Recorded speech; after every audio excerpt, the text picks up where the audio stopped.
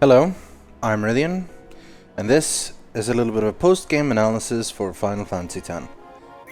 In the background, you'll see me doing a bunch of stuff that is necessary for maxing my statistics, which is also what's necessary to fighting the tougher Monster Arena creations, the Dark Aeons, and eventually Penance. Starting off is the AP trick, which involves customizing a weapon with triple AP, triple overdrive, and overdrive turns into AP. And then we go up against Dawn Tonberry, which hits extremely hard, and then because that gives me AP, that therefore gives me overdrive, which gets tripled, and then the actual AP gets tripled, and, well, you get a lot of sphere levels. That's pretty much step number 1 in leveling up. At that point on, you spend that, you go around the sphere grid, you pretty much activate everything you can, and once you've done that, you're strong enough to start taking on some of the more difficult arena monsters that drop these spheres that increase your statistics. For example, the One Eye that we killed before drops magic defense. It's pretty easy. One of the tougher ones that'll take a little bit more to kill is the Juggernaut, which you will see soon. And he will drop strength spheres, which is basically step 1, to be able to start hit really hard. I'm doing this with Yuna, and Raka, and Titus. They all have pretty good spells for this, and their overdrives are all useful for doing more than 100,000 damage a hit. Obviously, Yuna has Anima, and we have the Mago Sisters, who all do things like this. Waka has attack reels, and Titus has a Blitz Ace. Which, by the way, I only got to show off once in the actual series, and that's sort of what the point of this post-game analysis is going to be. Where I can actually talk a little bit about things that I couldn't really talk about afterwards or before because I was not saying anything, because something interesting was happening on screen, or because I was saving it, or because I didn't want to spoil it, and so on. I realize this sort of thing happens a lot in the series I do, especially stuff that I have sort of doing a non-blind playthrough, which I know everything ahead of time, where the goal is to sort of show off things, but also to know what I'm doing and still not spoil it for anyone. So, therefore, all the way up until the very last episode, I obviously couldn't tell you what was going to happen. So, long story short, I mean, I hope for your sake that you're not jumping into this episode, the last episode of the series, the post-game analysis episode, without having watched everything else, because this is obviously going to be a pretty spoiler-heavy discussion. We're going to be talking about everything involving the story and everything that happened, so, you know, this is your last chance to leave and watch it all if you haven't. Alright, we're done with that. I think one of the best moments in Final Fantasy X is when you finally understand what everyone was talking about when they were talking about sacrifice and summoner sacrifice and so on.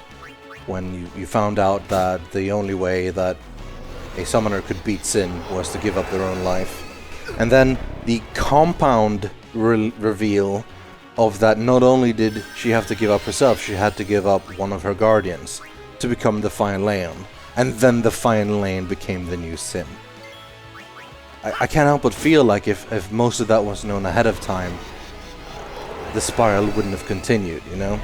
And it took people like Titus and Riku who refused to accept that to stop the entire thing from the very beginning. And I think that's really cool. Titus, being what he is, being not real, he's basically a dream, he's sort of an Aeon, really. Came to this world completely new, and Riku was part of the Al-Bhed, and the Al-Bhed was entirely against the Yevonites and their idea of the spiral of death, of how it should all continue. I think that worked out pretty well, and it needed to be that way. And the rest of the party, you could sort of tell the beginning group of Guardians, like the original group of Guardians that would have been there, which was, you know, Yuna the Summoner, with Waka and Lulu, and Kimahri. They would have been like the original Summoner group. There would have been those 4 going into everything. And then Titus showed up, and then Auron showed up, which was obviously a big deal, and then eventually Riku came. And those 3, I think, were like the catalysts in changing everything. Because I think towards the end there, if it hadn't been for those three, and Yuna, Kimahri, Wakka, and Lulu have managed to made it all the way to their end, fighting their way through and doing everything they could in their way, eventually they would have accepted an even bigger sacrifice. Not only Yuna would die, but so they would sacrifice one of them, you know. Wakka and Lulu probably would have volunteered, and then probably Kimahri would have said to be the one, because he was like the loner and the one who didn't really belong anywhere, because he wasn't really part of the Mount Gagaset Runzo anymore, you know? And I think that would have been really tragic, and that would have been just another spiral, and then eventually Sin would have come back, like Kimahri would have become Sin, Yuna would have been dead and everything, and it would have just been another cycle. But that didn't happen that way, and that part that's what makes it the game. It wouldn't have been much of a game if it's just been the same thing over and over again, you know? Part of what makes it the game is that they break the status quo and change everything. Of course, it's not really a happy ending either, that's the thing. Like, you do change the spiral, but Tidus is gone. Auron is gone. Braska's not coming back. Jecht is not coming back. In the end, all those people are gone, and they will stay gone. There's stuff that comes later on in the sequels, but we're not going to talk about the sequels or even the Eternal Calm mid-story thing. We're not going to talk about those. I'm going to keep this about Final Fantasy X specifically, because that's where I think the story is the most interesting and has the most to talk about. In terms of characters, I've mentioned before, like which ones I really like and which ones I don't like as much. Generally, I think they make a really good balance of having characters that all do their own thing well. And I think the only problem in terms of gameplay is Kimahri, because he's supposed to be the jack of all trades, or the whole deal of like you can make him be what you want type of thing. And I think that's a cool idea, and I think that it fits him as well, because he has that thing of being the adaptable style because of his Rancho Rages and so on. But honestly, I would have preferred him to be more of a warrior with maybe a kind of a different niche. I don't know exactly how that would work, because you have the speedy one in Tidus, the accurate one in Wakka, and just a strength brute force of Auron. So I have a hard time figuring out how Kimahri would fit in specifically there. Because otherwise you have the Black Mage in Lulu, you have the White Mage and Summoner in Yuna, and then you have Riku the Thief, you know, the Thief, the Tinkerer, the item user, and so on. So you'd have to think of something else to bring in Kimahri there to make him be special. Maybe focus him more into being, rather than just have it be his overdrive, have him be a Blue Mage more so, like because the style that he does, using the enemies' spells and strengths against them, is something they've done a lot in Final Fantasy, starting from way early on with the Red Mage, who was basically a mix of both and had could do different things, and then became like the Gao in Final Fantasy VI, the enemy skill materia, and so on. You have ways to use enemy skills and be a little bit different, the Blue Mage style of Final Fantasy V and so on. And I think that's a cool idea, and I think it definitely could be worked out. The thing is that problem what happened with Kimahri is that he got a little bit of something and then he went after everyone, so he was always like a fair bit behind, so he never quite caught up unless you really focused on leveling him up. And since he couldn't really use those abilities on demand, he had to be like overdrive versions. Most of them weren't that great. Like some of them was like, oh yeah, this hits okay, I guess, and this does sort of that. But how often are you gonna use an overdrive on? Oh, I'm gonna use like White Wind to heal, or I'm gonna use. I mean, there's good spells, of course. Like eventually, of course, once you get Nova and everything like that, yeah, that hits really hard. Then it really becomes something worth using. Like his overdrive becomes a really big deal. And earlier on, you have stuff like Thrust Kick and so on that can do a lot of extra damage. So it's not like it's useless. It's not what I'm saying. It's just that a lot of times it's just not quite as exciting. It's sort of similar to Riku. I didn't really use Riku's overdrive much at all in this series, but it can obviously be brokenly good. I mentioned the first time I showed off Trio of 999. 9? Yeah, that's the right amount of 9s. Like that, you can do that pretty early on. The second you get a Calm Lens, you go to the Chocobos, you get the winning formulas, and you have like 30 of those, and then you mix those, and you can, for 15 boss fights, have everyone hit at 9999 from then, and like it'll make everything ridiculously easy. It could be super powerful, and then later on, the stuff like Ultra Null on Hyper Null Guard or whatever they were called, super strong, very useful. It does need items to consume, but even if you have just a bunch of random items that if you steal regularly from enemies, you'd have some pretty strong combinations.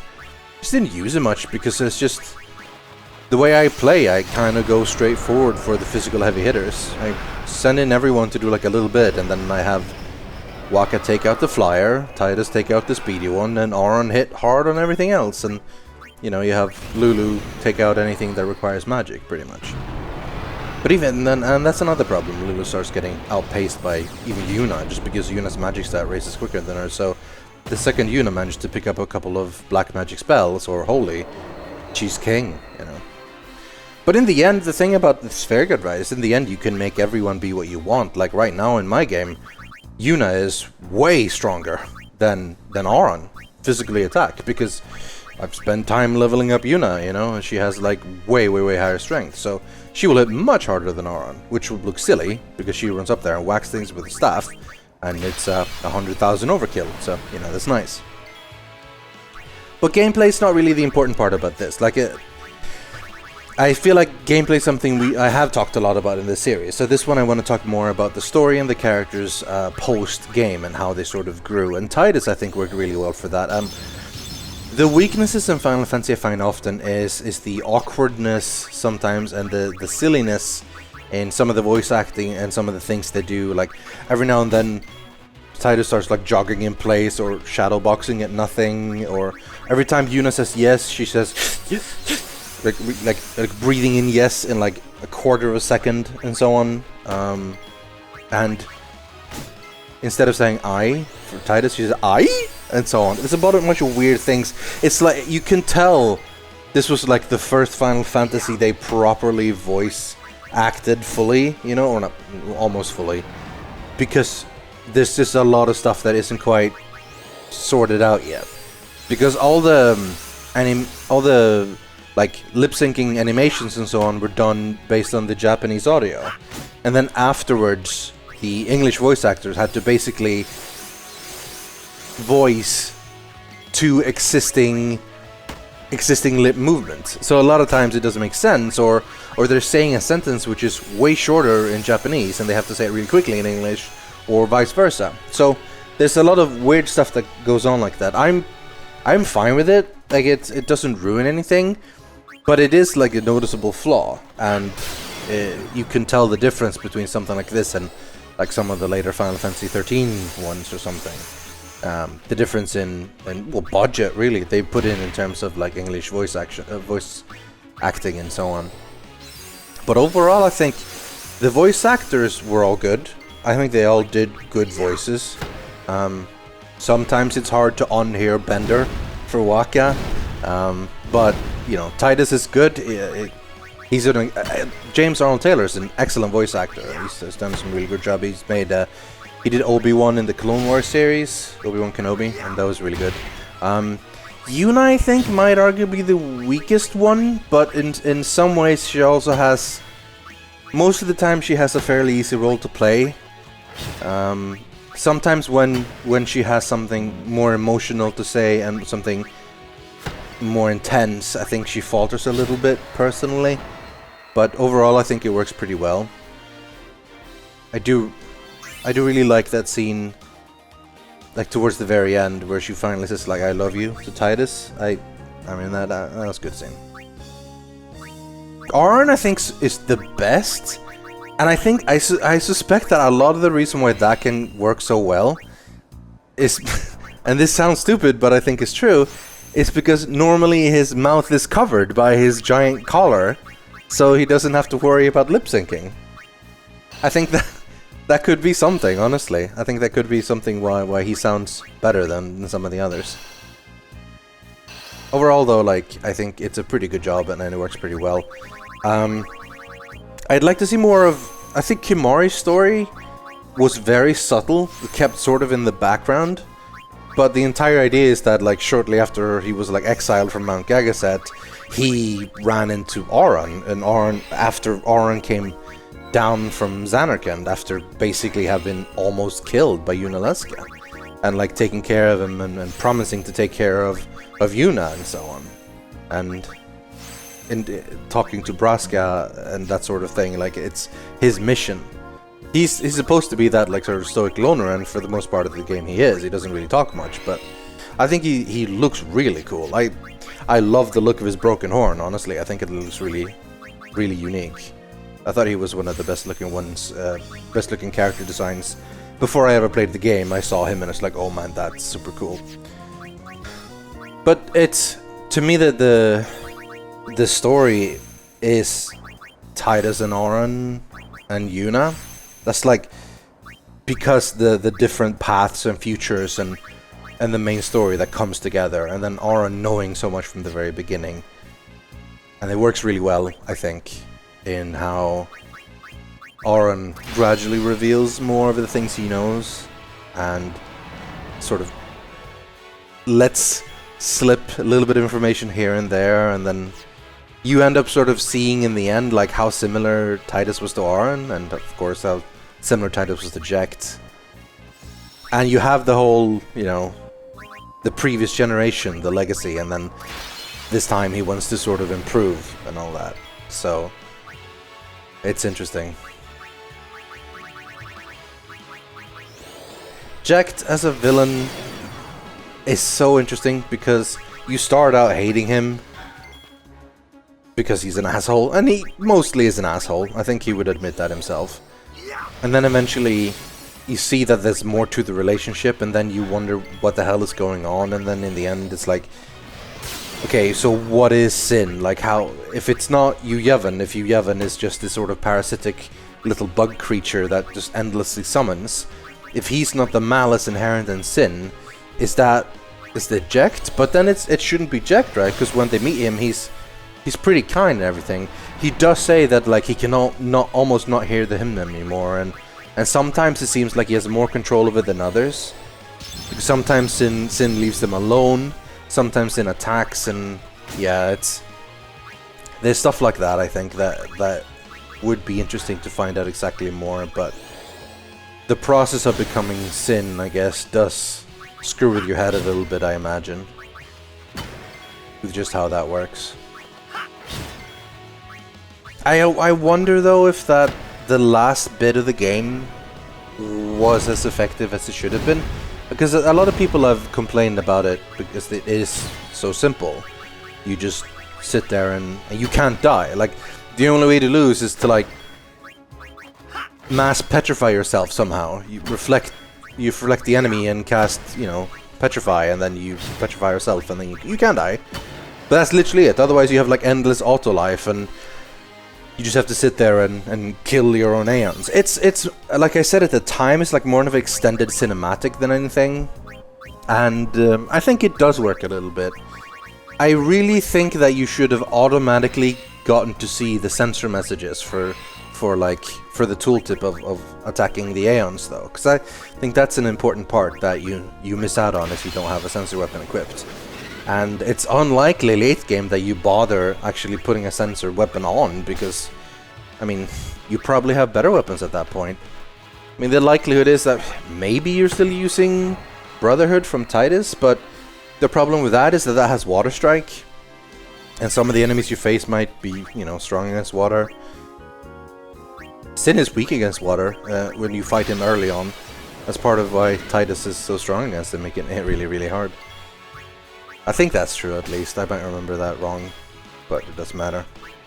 Of course, the anticlimactic part of the gameplay is that if you've actually taken your time to get into celestial weapons and level up and so on, everything is going to be pretty damn easy towards the end, but that's sort of inescapable. That's always the case in games like this.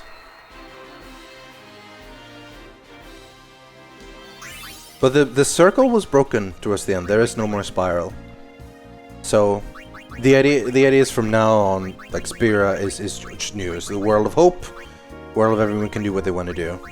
And for me, I preferred leaving that to the imagination rather than playing Final Fantasy X2. It did really take the story where I wanted it to go, personally. Some people are fans of it, and I don't blame them as such. It just wasn't for me.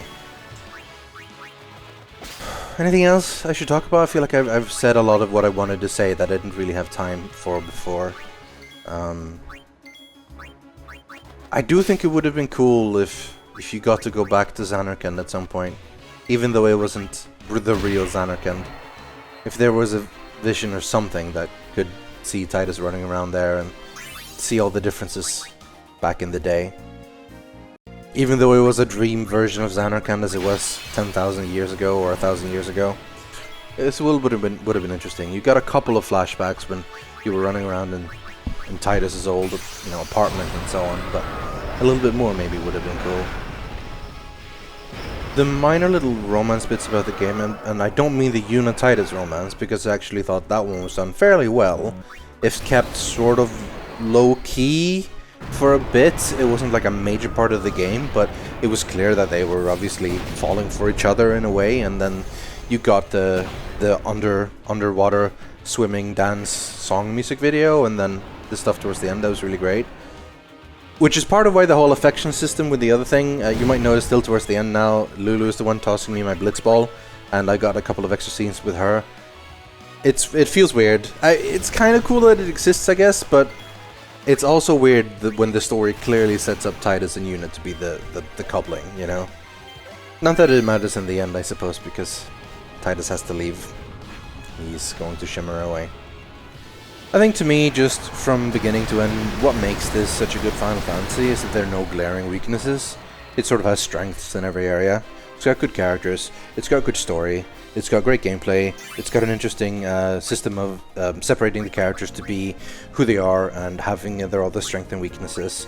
It has good optional content, it has plenty of stuff to do, it has interesting areas and cool stuff that basically happens everywhere. Every area has something special about it that makes it a new and interesting place to go to, and so on. I think a lot of Final Fantasies are great. It's a popular series for a reason, but to me, they haven't quite found a Final Fantasy that has just hit on all marks as well as they did with this. Of course, that is very much a personal opinion. I know a lot of people dislike this one, or a lot of people swear blindly over Final Fantasy 9 or Final Fantasy 7 or 8 or 6 if they want to go old school, that sort of thing. And I mean, I can't argue with a lot of those. They're a really great game as well, but to me, this one is just fantastic. I think that's going to have to cut it for the post-game analysis. We've been talking for quite a while now, and I think I'm just going in circles at this point, pretty much. So that's it. That's the end of this one. There will probably be a few videos on the Dark Aeons and stuff eventually, so keep an eye out. Probably won't be soon. I'll be busy with other stuff, but I do want to put them out just as a little bit of a bonus episode, so yeah, that'll happen. Hope you've enjoyed this little ramble, and thanks for watching. Until next time, goodbye.